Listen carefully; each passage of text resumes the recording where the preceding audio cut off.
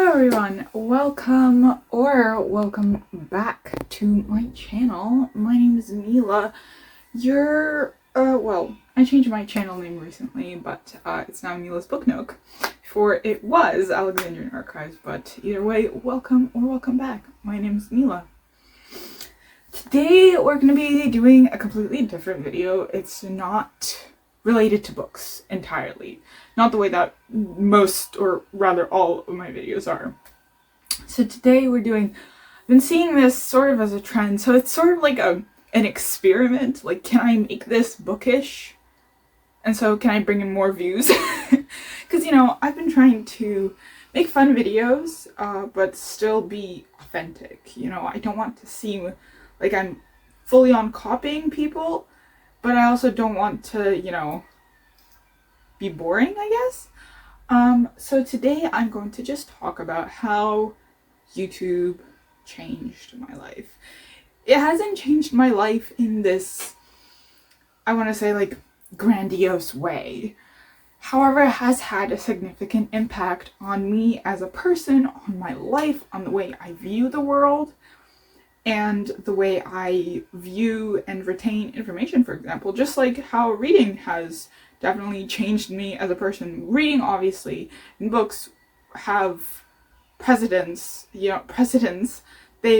have changed my life in a myriad of ways, and much more than YouTube has. But YouTube is just an accessory to, sort of the reading in a sense. I hope that makes sense. But I've seen this video go around, and I feel like it's mainly like lifestyle YouTubers or bloggers or vloggers or those kind of people. So I wanted to make it coming from a booktuber.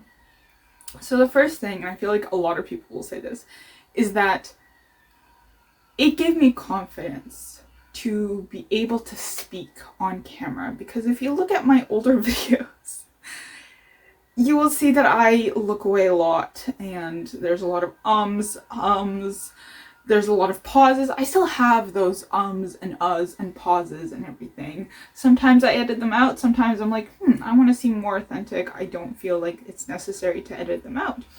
But now I've become more comfortable with the camera. If someone stuffs a camera in my face, I can sort of go into like on camera mode, which is just, me being more self-aware of how I present myself. So it's definitely just made me more confident, and I can look straight at you and just not be nervous as to how I'm fully perceived. Obviously, I try to make sure that I look nice, right? Because visual is part of the aspect. And I also try to make sure my background is nice. I also try to make sure the lighting is nice. But a lot of things regarding the video itself is like the editing and stuff, it's going to be post-production, right? So in the time that I'm filming, I am aware of my body language. I'm aware of how I'm sitting. I'm aware of how my hair looks. I'm aware of how I look in general.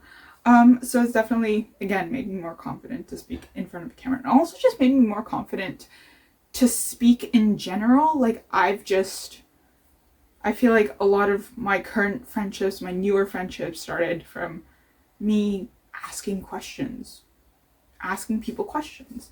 Obviously, this comes from a customer service job as well, because I work at the library and I'm at the front desk. So I talk to a lot of people, and I, have to deal with a lot of different people from very different walks of life.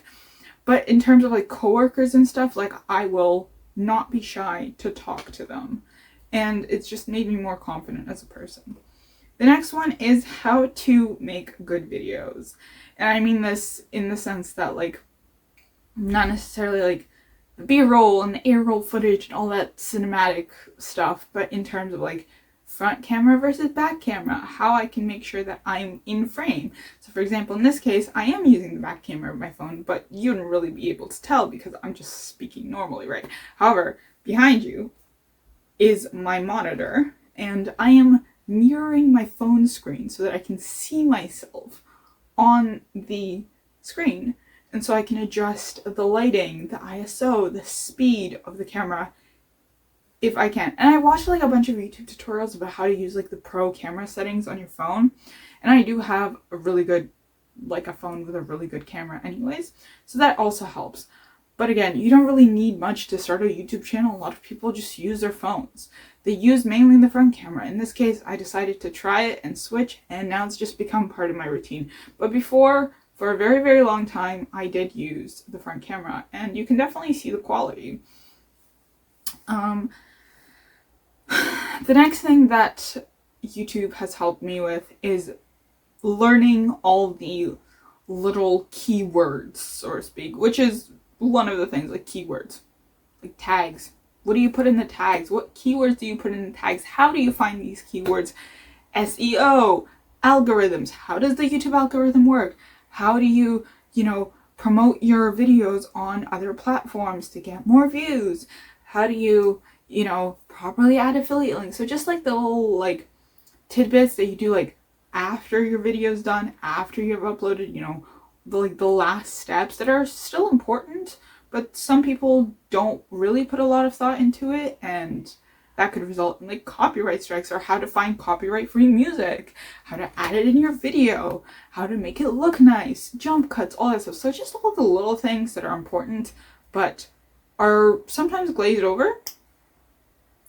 The next thing that YouTube has helped me with is discovering a warm and welcoming community, which is BookTube primarily. And I want to say that I discovered BookTube maybe late 2019, early 2020, when I stumbled upon the video of, I believe, Jenny. She's a Canadian booktuber, and I've actually met her, which is just really, really cool. And then I discovered, Elliot Brooks, I discovered Jack Edwards, I discovered Daniel Green, I discovered so many amazing booktubers, and it was like, wow. And then I learned the threshold for making money from AdSense and what that actually meant. Wow, people are getting paid to talk about books. I could potentially make videos and get paid to talk about books. And I can be myself. I don't have to learn, books are just books, right? I don't have to learn more about books. I can just read them. It's not required to learn more about books itself. Obviously, BookTube, I have to learn how to make videos, how to do post-production, how to do editing, all that stuff. But books in itself, I don't need to know more about them because they're just books. I can just read them and all fine. I hope that makes sense. But yeah, so I discovered this welcoming community, and a lot of my friends are really supportive. They're like, oh, I'm going to subscribe. I'm going to watch every single one of your videos. Looking forward to it, blah, blah, blah. And they also give me good ideas, and stuff like that. The next thing that YouTube helped me with is helping me become more creative and also forcing me out of my comfort zone. If you had told, I say this a lot, to be honest, I find I say this a lot lately. If you had told 10-year-old me that I would be making YouTube videos and, I'm not getting paid for it, still pretty far from it, but, if I was told when I was younger that I'd be making YouTube videos and be confident in front of a camera, I would have been in absolute shock. I'd been like, what the hell are you on about? Because I was an introvert reader, but still a fairly creative person, I was always, I think, a creative person. And I've written dozens of stories, started dozens of books of my own. So I think I've always had that creative kick. It just needed to, actually be kicked through. I needed to actually find an outlet to be creative. And so YouTube has definitely expanded my knowledge and expanded my ways of finding ideas to be creative, whether it's from other YouTubers, whether it's from, putting my own twist on things, which is usually from other YouTubers. For example, I'll give you an example. There's a trend on BookTube. Usually these videos are really popular. If you like this book, try that. And usually it's simple sort of genres, kind of categories, whether it's genres, whether it's YA book for YA book, adult book for adult book, or this nonfiction for this nonfiction, or TV show for book for TV show, and movies and TV shows and books. So so my own twist on it was, if you like this ancient text, try this novel. And I I thought that would be a fun idea, so I did it. Obviously I don't have like thousands upon thousands of views, and I didn't expect it to have thousands upon thousands of views. I'm just still waiting for the right audience to stumble upon it. But that being said, I'm pretty proud of that video and how I sort of set myself up for that. And yeah, I just thought it was a really unique idea. So I had a lot of fun with figuring out what I would recommend to people without it being like a retelling of the story. That was my one caveat. I couldn't choose books that were retellings of the story or like reimaginings of the story. So yeah, and it's definitely taking me out of my comfort zone. You know, filming in public is still such a big obstacle, but I think I'm getting better at it because I'm just like, oh, like people wouldn't care. I don't care if anyone else is filming. Why would they care if I'm filming? And I can just say, oh yeah, I'm a content creator, you know, if they ask. You know, and maybe I'll get another subscriber, right? So definitely a thing that YouTube has helped me with. The next thing is how to speak more concisely. I have this habit of rambling and saying like and pausing, and I don't think I did this as much in this video, hopefully just because I'm more conscious of the fact that I don't want to do it, so I'm not doing it, or I'm doing it less. But it's definitely helped me sort of get to the point, and also see, there it is, there's the pause. I've started writing scripts in a sense, where it's just basically point form, right? Or point form with a little paragraph. And that's definitely helped me sort of get to the point without rambling too much. And obviously when I'm with my friends, I go off. Like, I don't shut up. I am a yapper at the end of the day. But, you know, it helps me think in a very specific way, and that way I can apply it to different aspects of my life, such as YouTube and work and home and all that stuff, and future opportunities and everything, and my conversations even. So yeah, and it's helped me speak more concisely and more confidently. The next thing is, obviously, by no one's surprise, how to edit videos.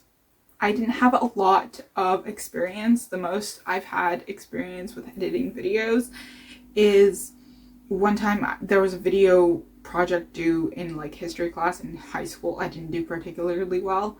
Well, I did okay on it, but I was still very nervous in front of a camera. And the other thing is that my brother during COVID had a few video projects, so I would be sort of the director, producer, writer, you know, and I would be like the camera woman, so to speak, and I would be editing, right? So I would be searching on YouTube how to do transitions, how to add a green screen, how to add pictures, how to crop the pictures, how to make it, you know, a little transparent but still seeable, you know, that kind of stuff. So I was doing all the research for that. And I helped my brother with his videos, like I was editing them, right?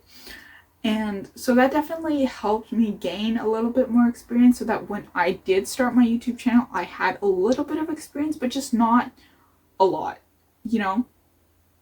And speaking of sort of videos and editing, it also, like, YouTube has also helped me understand the difference between making talking head videos, like this one, for example, and what is required from it, versus a vlog. And I don't have many vlogs on my channel, and I just find them really difficult to do. I'm getting better at it. However, I just find them just a little bit difficult just because I use my phone for all my content. I don't have an external camera, you know, I don't even have an extra phone to use. So all my content is on my phone, and that runs out of storage very quickly just because of the settings I use. But the settings I use is like important to the video end result. And so it's a catch-22 in a sense. But definitely the difference between talking head videos and vlogs, because I can yap in talking head videos. I can make it long, and some people will watch it, some people won't, some people will skip around. That's not the end of the world. Vlogs, however, I have a hard time condensing it, because I'm like, ooh, I want to show this, ooh, I want to show that, ooh, I want to show this, but if I don't show this, how will I know about this? You know, so it's sort of like piecing together puzzle pieces, you know, piecing together a puzzle, except like you have different variations of the puzzle pieces, so you have to figure out how it looks, the best way to make it look nice, right? And there are different variations of how you can build it. I hope that makes sense. So it's definitely helped me understand the difference and understand the different creativity styles that are required for it, the different sort of approaches that are required to the video, to the type of video, and sort of what is expected from this video. Like from this video, you're gonna expect a talking head sitting video with me looking down occasionally at my notes. With a vlog, you're expecting sort of fast-ish moving points, right? Cut scenes and maybe some B-roll. Maybe some portions are talking, where I'm sitting down and talking and explaining things to you, but otherwise you're not expecting, like, you know, much talking. I guess you're not expecting like me just to sit down. You're expecting movement. That's what I'm getting at. The next thing is marketing, promotion, social media management, analytical skills, SEO, as I said, all that stuff. It's helped me tremendously, and it's also just a pain in my butt. Because I'm like, I want to promote my videos, but I don't want to be annoying about it. But if I don't be annoying about it, then I can't, like, I won't get more viewers, but like, you know, and it's just, it's such a pain in the butt. And yeah, so there's that. Marketing and promotion, it's helped me. It's also been a pain in my butt. But yeah, oh well, that's how it is. It's also helped me understand the speed at which trends change. When I was younger, obviously I wasn't social media. Social media wasn't really a big thing. Even once social media sort of hit the ground running, like Instagram became really popular, I still didn't have it. And I wasn't particularly attached to YouTube. Like YouTube was still, you know, old, so to speak. And I wasn't really aware of how fast trends actually change. And I wasn't particularly interested in joining a lot of the trends. So I was just like, oh, cool, like this is the new trend, whatever. But now I realize, because I'm so in the book influencer community and I'm watching videos about YouTube, it seems like there's something changing like every other week or even every week. And it drives me bonkers, because I'm just like, I just got used to this. I was just planning to do something with this, and now it's changing. Now it's not popular anymore. Like, for example, this video, by the time I upload it, this whole trend of how YouTube changed my life will probably be gone. I'm telling you right now.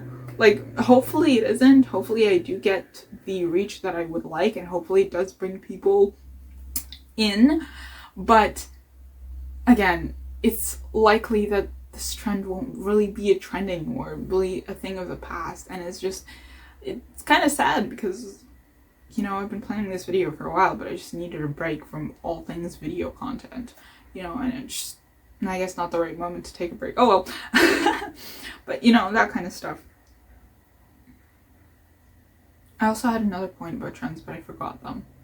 Anyways, moving on. The next thing is capturing people's attention. How do I capture people's attention without being, first off, too clickbaity and too inauthentic? Authenticity is just so important to me, because I want people to see me as me. I don't want to have like an off-camera persona and an on-camera persona.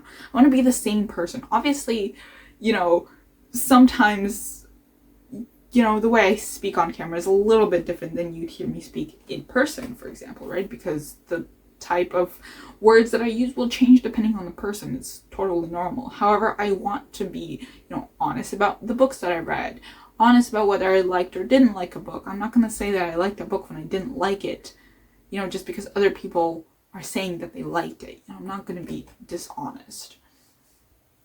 And yeah, like, even if it's a popular book and I don't like it, I will tell you, because I don't want to be dishonest. If we have the same taste, I don't want to be dishonest, and I don't want you walking away from that video being like, oh, like, she liked it, but it's like there's nothing that she would actually like in hindsight, you know, that kind of thing. So yeah, I enjoy having an opinion in general. I have an opinion about a lot of things, but I enjoy having an opinion that may differ from other people's opinions, and I love watching when people's opinions differ from mine, respectfully. You know, when it's respectful, right? So if someone doesn't like a book that I love, no, I'm kidding. But if someone doesn't like a book that I like, that's fine. I would love to hear why, as long as you're respectful of the fact that I like the book. Like, there are people that don't like this book. I freaking love it. This is one of my favorite books of all time. Well, it's not The Way of Kings, it's actually this one in the series, but that's an example. Some people don't like this one either, and I loved this book. I devoured it in like 10 days. That's like 80 pages per day. It's insane, right?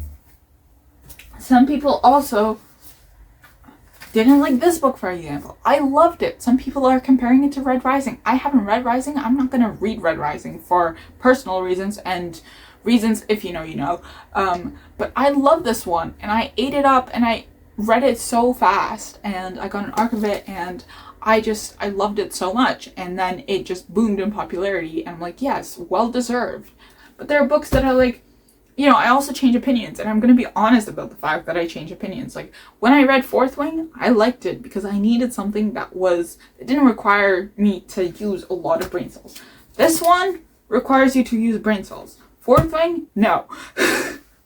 And also, just at the time that I read Fourth Wing, I needed something that was really easy to read and just fun and trashy in a sense. Obviously, some people think that Fourth Wing is the epitome of fantasy, like it's the best books I ever read, and that's fine. But like, also there are better books than Fourth Wing. It's very, like, it's not Lord of the Rings level, right? The next thing is, I got over hating my voice, like hating the sound of my own voice, because I edit all my videos. No one else edits any of my videos. Like, I edit all of them, so I had to get over the fact that I hated the sound of my own voice, which is totally normal. It's a totally normal human response. It's something with our brain chemistry and the way that we process our own voice over, like, technology and stuff. And, you know, I obviously changed my speed and cadence and the way that I talked over time, right? And the way that when I, you know, changed slightly from video to video in a sense. And, you know, I just got over it. I don't mind hearing my voice anymore. I don't enjoy it. I'm not going to do it, like, out of joy, I guess. But if it's necessary, I will be fine. And the last thing is sort of understanding the difference between different social medias, like Instagram versus YouTube. I started on Bookstagram. Like, I started on Instagram as my main platform, and then I moved on to YouTube much, much later. Like, I had a Bookstagram, I had a Tumblr, I had a blog.